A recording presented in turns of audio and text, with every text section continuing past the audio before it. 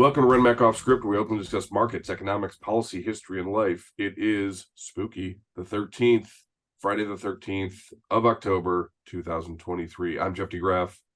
I'm Neil Dutta. And I'm Steve Pavlik. As a reminder, all the charts that we reference are posted to our Twitter account at RenMac LLC and the RenMac LinkedIn page. And if you're listening, but you're not an institutional client and keeping up with the markets and the latest developments are important to you, then check out RenMac Access. That's renmacaccess.com. It's a site that we designed to give RIAs and sophisticated, intelligent investors some of the insights to the ideas that we're discussing here in this podcast. Again, that's renmacaccess.com. A lot to discuss. Let's start in DC with the speaker. The Republicans seem to be stubbing their toe. What's the latest? I know yesterday, Scalise pulled out, presumably because he didn't have the votes. He sort of felt like he was just maybe not carbon copy, but certainly more in line with what you had with McCarthy. So I don't know why that would have been better than where McCarthy was. What the hell's happening now? What are they doing? You referenced Friday the 13th. Clearly, we have a House of Horrors situation right now in DC, at least from the Republican standpoint. I don't know that it was a surprise necessarily, as you point out, that Scalise wasn't able to get the votes. If there was concern about the direction McCarthy was headed, one would conclude would make sense that, continuing on that same path might not be the best option. There was a two-person race. Scalise narrowly defeated Representative Jim Jordan. Somebody who's viewed a little more, I guess, on the at least stylistic wise to the right, more confrontational. So he presumably is the only candidate left. It remains to be seen whether or not he has the votes. I think the thing to watch, depending on when you're listening to this, is can he actually secure that support today as of Friday. I think if he can't, as we saw with Scalise, time's not on his side, and Republicans are going to start to look elsewhere. It'll be interesting to see if Jordan tries to actually go to the floor for a vote to force something. This is something I believe House Republicans are trying to discourage, given the 15-round ordeal they went with McCarthy earlier in the year. But it could be a tactic by Jordan to sort of try to call out opposition, saying if you oppose me on the floor and you're on record of doing that, that's going to invite a Republican primary challenge to you. Could be a strong arm tactic. We'll see if that works. I think if Jordan does not have the votes, you're sort of looking at an unprecedented, not desirable situation. And that might be where the Republicans actually look to the acting speaker, the speaking pro temp, Patrick McHenry. He's actually viewed, relatively speaking, as the most moderate of the options being considered. And there could be a case for actually leaving him in place or voting to expand his ability so you could actually move legislation moving forward. I think regardless, whoever is in that position of speaker is going to disappoint those on the right, because you're going to have to resolve a government shutdown ahead of November 17th. You're going to have to provide some aid for Ukraine, probably some aid for Israel. I'm sure we'll get into that later, as well as reach some sort of year-end omnibus spending package, which the right usually lows before the end of the year. So perhaps they sort of use this as a band-aid and then maybe go in a different direction at the start of the year. But it sort of reinforces the idea is who would really want the job. Some more questions and answers right now. So, I mean, has there been any blowback to the small far-right contingent that kind of forced this issue? In terms of the blowback, yeah, I mean, I think there are some questions maybe with respect to the timing. I sort of mentioned all this litany of things, that difficult decisions that Republicans have to deal with. I think there's a criticism, particularly of Gates, is you did this without sort of a replacement, and you're putting Republicans in a dangerous position. And sort of why wouldn't you maybe wait to remove McCarthy until at the end of the year, after all this is sort of behind us, so we can go in a different direction? Why would anyone think that a congressman like Matt Gaetz would have a backup plan?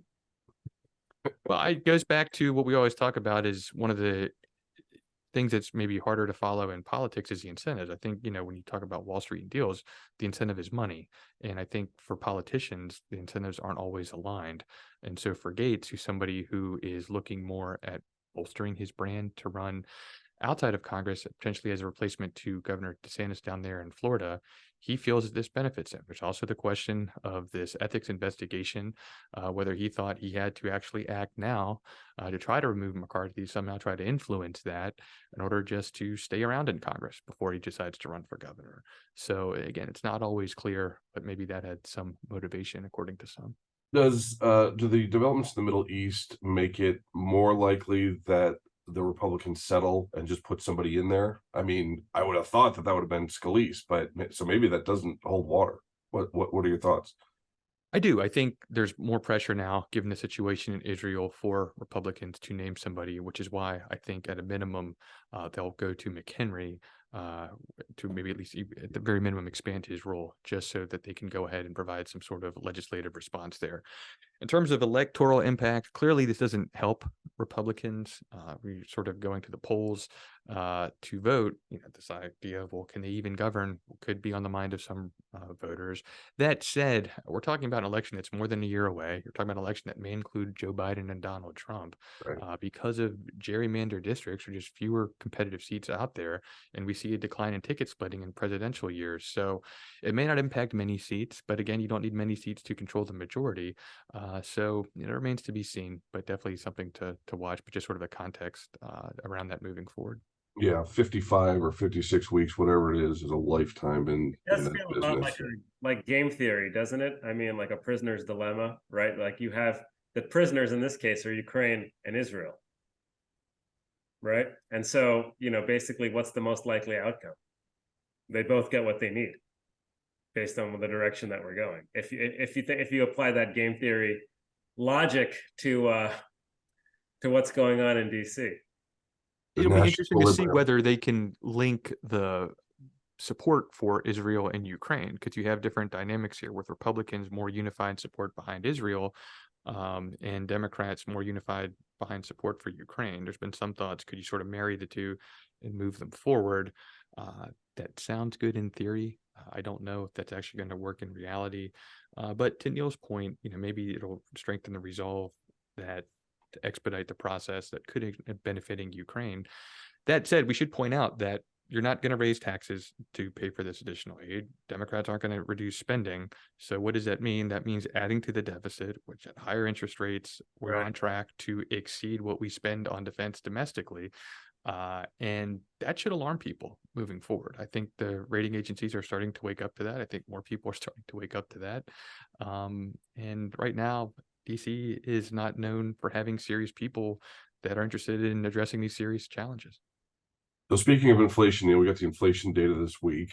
Markets didn't like it initially. What was your take?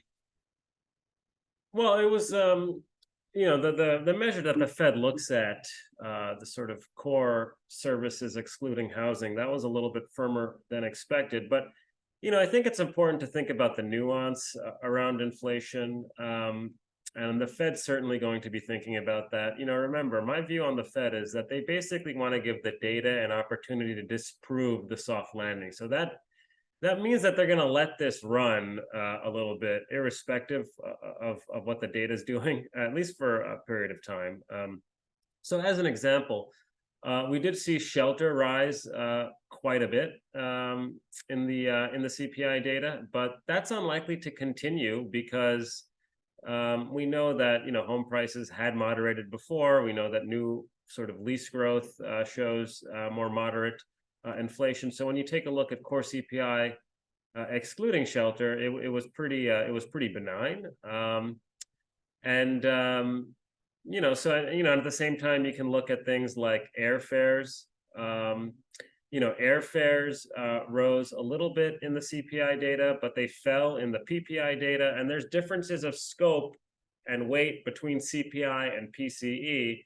And it's the PPI data that matters a little bit more for PCE for certain components. So, I think the last inflation report isn't going to change anyone's mind about anything, but I think there's probably more downside to shelter at this point than we saw in the last report. So I'm sort of inclined to kind of give the data a little bit of rope and kind of stick with the call that not only will they skip November, but they'll skip December as well. I don't think that they can sort of torpedo a hawkish bias or anything like that, but I think that's where the Fed is right now, and you see that frankly in their public comments. One of the things that they've been talking about lately is just how the longer end of the curve is doing some of the work for them. And I think again that tightening of financial conditions that they're highlighting, does suggest at some level that that they don't need to go as much, at least in the short run. So that's sort of where we're at, on the inflation data and the Fed. Yeah, the way that we look at it, I think the inflation data was in the 30th or 40th percentile, which is like exactly average returns for the overall equity market. So not anything from our seat that seemed to be concerning. So we'll continue to watch that. Well, the market obviously has gotten a lift here over the last week and a half, 2 weeks. We were talking about the 50-day moving average, which is at roughly 4407, and getting close to that level with the 200-day now at 4216, serving as really good support. Going into the seasonal bias of a strong fourth quarter. We had the oversold condition and some of the sentiment. The one thing I would, and we definitely need to touch on this, but the developments in the Middle East. I got in the business back in 1990, and I think it was the first Gulf War was really an eye opener, where these geopolitical events certainly have a different emotional toll than they do being useful as a guide for market participants. The missiles start flying and the market goes up. It becomes kind of a how can that possibly be? So I'm just cautioning people, don't use geopolitics as a basis for a market bullish or bearish decision. It's just a very, very hard thing to equate. And in fact, if anything, it tends to be more contrarian than not. So just keep that in mind. With that, though, let's talk a little bit about Israel, what's happening. Steve, we've got this mess on our hands. You talked a little bit about what that implies for the speakership. What does it do for the broader election? And I know that's still a year away, but when it comes to the polls, do people feel more confident in Trump and his handling of the Middle East, or do they feel more comfortable with Biden and his handling of maybe just global issues generally? I mean, to be fair, this issue has not really been polled all that much heading into it. So I think it still remains to be seen. I think at a minimum, assuming this continues, which I think is likely for some time, we may see an instance where this election, that foreign policy issues actually matter more. If you contrast that with 2020, clearly there was a lot of interest in domestic issues, primarily the response to the COVID pandemic at the time. And it is going to raise other, I think, political issues as well. And that could get into this issue of energy security. I think, Biden clearly and progressives pushing for this aggressive transition to green energy. I think there'll be a case for Republicans to argue that maybe the U.S. should be more reliant on producing fossil fuels here and less exposed to conditions in the Middle East and Russia. So I think that's important to watch. The other thing to see is how committed Biden remains. You have divisions amongst Democrats. On the progressive side, you have growing support, according to a Gallup poll, in terms of sympathies for the Palestinians. So will the U.S. commitment remain there? I think there's also a question of, based on that U.S. commitment, how does Israel respond? I mean, it's easier to get into wars than to get out of them. Whether they want to actually go through the difficulties of actually having to occupy Gaza, if they're able to retake it, I think remains to be seen. That's something they did before and decided to pull out. And we're serious about going after Iran. I think at a minimum, maybe the Biden administration is going to have to start enforcing some of those sanctions on Iranian oil that they haven't been. There's been a lot of focus on the $6 billion frozen in aid that may have been fungible, that could have potentially incentivized the attacks. Yeah, well, I think what people should be paying more attention to is the fact that Iran's been getting access to tens of billions of dollars because we've been looking other way here on these oil sanctions. And those did not come with any strings attached. So, but whether or not the U.S. and Israel are committed to going after Iran, again, that remains to be seen. I would just draw a contrast, though, with how Donald Trump dealt with the Iranians in January of 2020. A lot of people don't remember this because COVID sort of followed shortly after, but there was a case where Iran was involved in an attack on U.S. forces in Iraq, and Trump chose to take out the Iranian commander, and everybody thought that this was going to involve some serious retaliation. He was going to start World War III, and at the end of the day, Iran didn't do anything. They may have thought Trump is crazy, but we don't want that craziness directed at us. not necessarily endorsing his approach, but some people believe that the best way to deal with the bully is just to hit him in the mouth. And in my experience, at least growing up, I found that particularly attractive. I saw a video the other day of Trump addressing the UN, right, and calling out Iran, and I mean, it was it was not sugarcoated in any way, shape, or form. I'd forgotten about it, and just the uncomfort that the Iranians had, as he's basically sitting there calling them murderers and everything else, and Netanyahu is shaking his head, as rightfully so.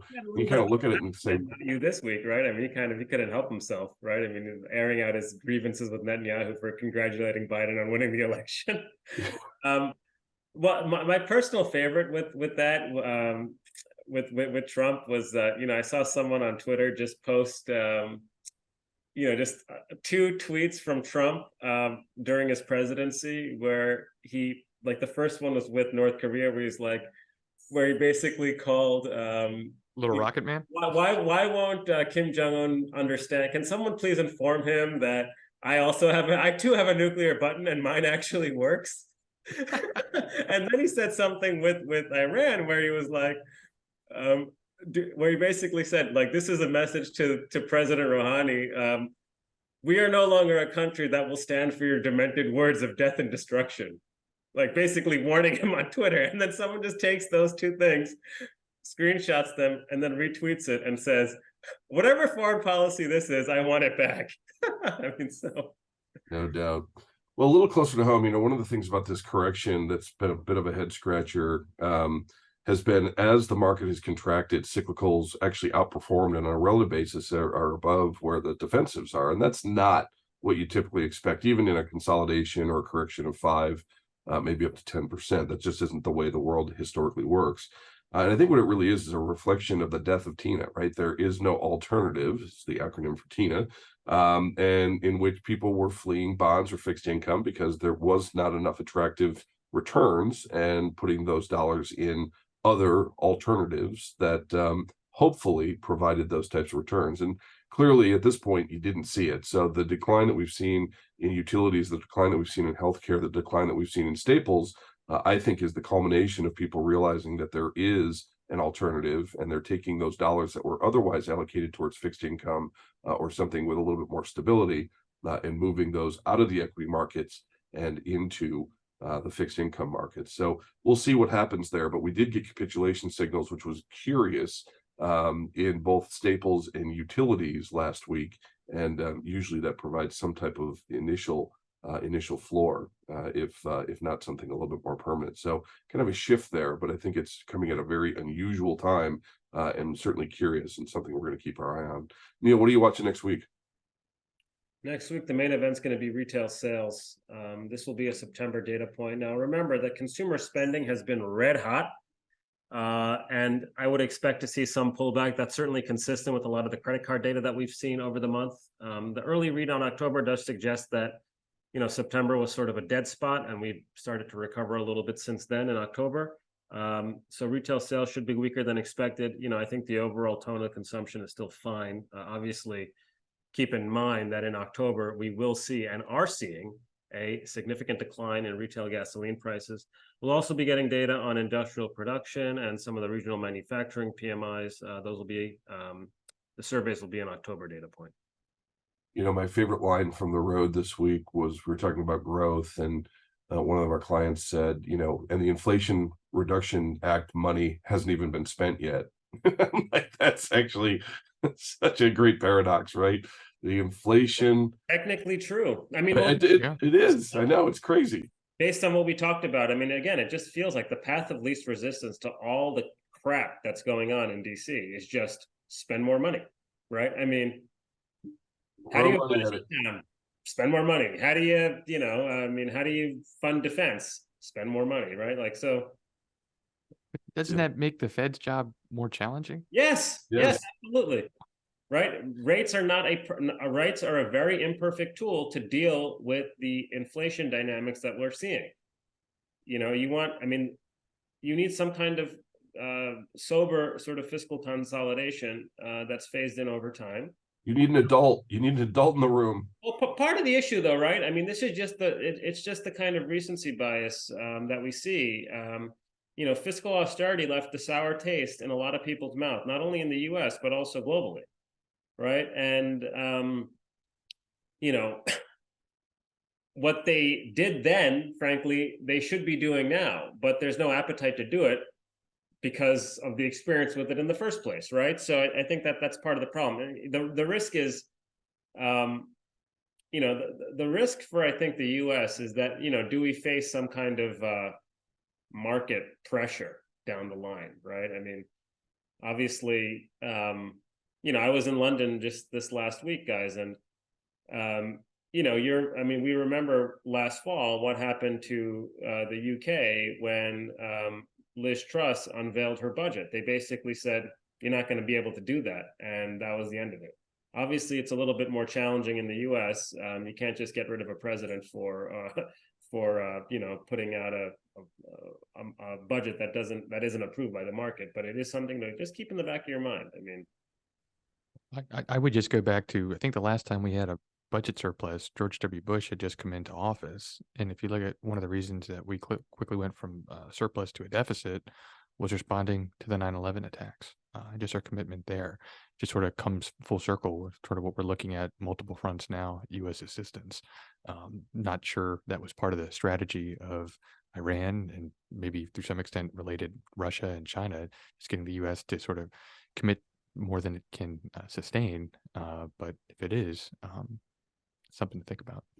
Steve, real quickly, because people have to get on with their weekend, but what real kind of signposts are you watching for with this the speaker? I know you talked about Jordan maybe addressing on the floor. What's kind of the process here? Time's not on Jordan nor House Republican side. So if he doesn't have the votes, I'd say by today, and he's not making progress to getting them, I'd be surprised if he's not forced to sort of abandon his effort by Saturday. I think Republicans want to have somebody in place. I don't know if there's another option, which is again why I think they're more likely to announce McHenry by Monday if they don't do it sooner. If not, then I really question what is the path of least resistance moving forward.